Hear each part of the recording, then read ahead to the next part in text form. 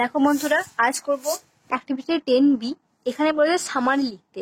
এই যে এখান থেকে এতটা দেওয়া আছে না, 119টা ওয়ার্ড, এটাকে ছোট করে তোমাদের করতে হবে। ঠিক আছে, তোমরা এটা করবে। আমি এখানে আর পড়ছি না, কি লিখেছি তোমরা একটু দেখে নেবে। আমি লিখেছি, দেখো, Mahatma Gandhi is called the father of our nation. Mahatma গান্ধীকে আমরা আমাদের মানে জাতির জনক নামে চিনি। He is our inspiration. তিনি হচ্ছেন আমাদের inspiration. One day an inspector came to his school for inspection. একদিন আর কি একজন ইন্সপেক্টর তার স্কুলে এসেছিলেন পরিদর্শন করতে। The inspector the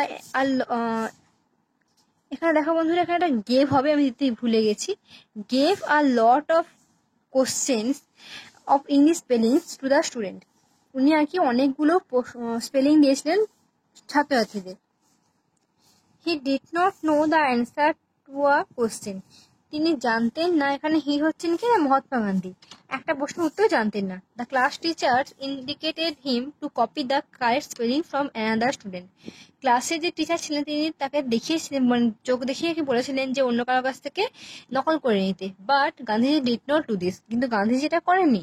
after the inspector left, inspector চলে যাওয়ার পর, স্যার স্কল্ডেড হিম, স্যার তাকে বকেছিলেন। But he did not change himself, কিন্তু তিনি তাকে তার নিজেকে আর কি পরিবর্তন করেননি।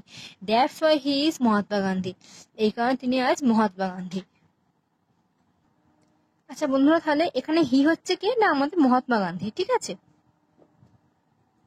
এটা আমি আমার মতো করে লিখেছি, তোমরা তোমাদের মতো করে আর এক্সট্রা করে কিছু যোগ করতে পারো।